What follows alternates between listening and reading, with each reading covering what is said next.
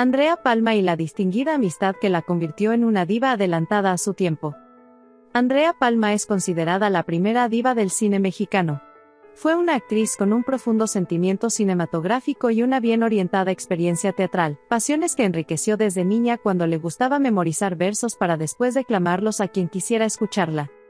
Esa facilidad de aprenderse diálogos también fue una de sus mayores ventajas frente a los productores, como ocurrió cuando su amiga, la actriz Isabela Corona, tuvo que ausentarse de la obra teatral Maya por motivos de salud. Al enterarse, buscó al director Alfredo Gómez de la Vega para asegurarle que se sabía de memoria todos los diálogos y aunque de principio no le creyó, demostró que fue la suplente perfecta. Guadalupe Bracho Pérez Gavilán, como la nombraron sus padres, tomó su nombre artístico Andrea Palma gracias a la sombrería que fundó, Casa Andrea, a donde acudían las actrices destacadas de inicios del siglo pasado. Y el Palma estuvo inspirado en una de sus ricas y elegantes clientas.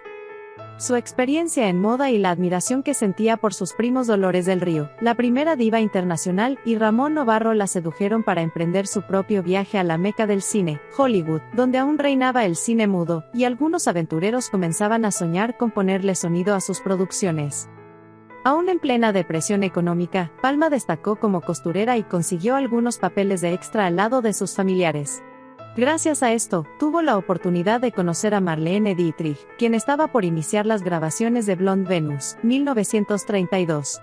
La dedicación que la alemana vio en la joven la llevó a adoptarla como su estilista personal y con el tiempo su asistente y amiga. La amistad con Dietrich también le ayudó a rebelarse a los convencionalismos sociales, ya que fue la primera que usó pantalones en México y fumó en público, la pionera en dejar de usar brasier, además de ser una de las primeras en aprender a conducir autos. Manejaba fatal, contó Diana Bracho, su sobrina, en una entrevista con Excelsior. Pero si había algo que más le admiraba a la mexicana eran sus severos modales, heredados de sus estrictos padres alemanes, así como su glamurosa forma de vestir, detalles que inspiraron a Palma en su primer rol importante en México, el de Rosario en La Mujer del Puerto, que cautivó al público. Al leer el argumento y ver el personaje, caí muerta de la emoción, sobre todo por la segunda parte, pues coincidía mucho con las cosas que estaba haciendo Marlene.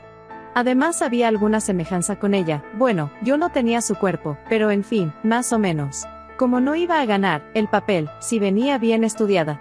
Sabía de poses y miradas fatales copiadas de Marlene, sabía poner y usar pestañas postizas, sombreros, trajes, etc., contó la actriz para los cuadernos de la Cineteca Nacional.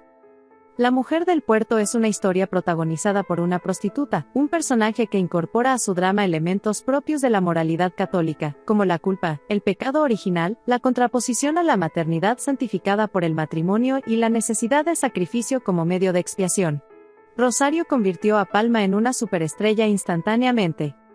Su siguiente trabajo también le permitió acercarse a su pasión por las letras al encarnar a la poetisa rebelde feminista Sor Juana Inés de la Cruz, un largometraje considerado el primer documento audiovisual de ficción basado en la vida de esta exponente de la literatura mexicana. Palma participó en más de 30 filmes que formaron parte de la denominada época de oro del cine mexicano.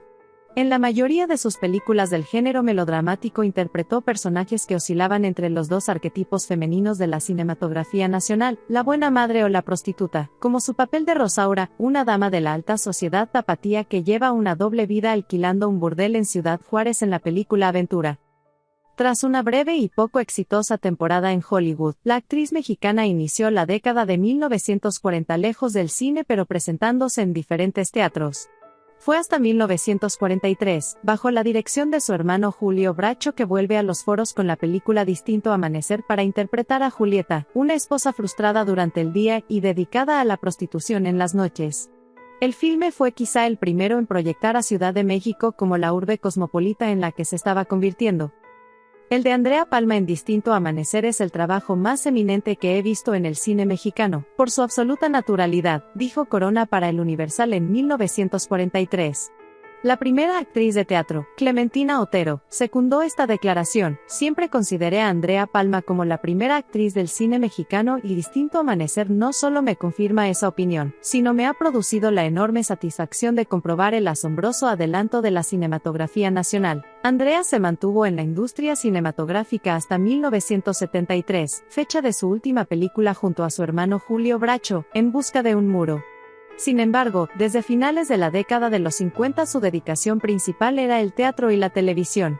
En la pantalla chica destacó como presentadora de la serie La Novela Semanal, 1963, donde presentaba de manera cercana los clásicos de la literatura. En Televisa triunfó con participaciones en las telenovelas Mundo de Juguete en 1974, Pobre Clara en 1975 y Pasiones Encendidas en 1978. Su última novela fue al lado de su sobrina Diana Bracho en Ángel Guerra, 1979. Se casó solo una vez, con el actor Enrique Díaz Indiano, quien falleció 9 años después de su retiro.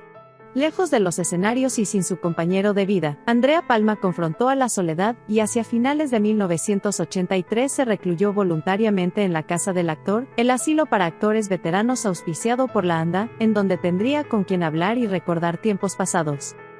Pero los últimos años de su existencia tampoco fueron benevolentes, pues padeció arteriosclerosis cerebral, enfermedad por la poco a poco fue perdiendo la coordinación del habla.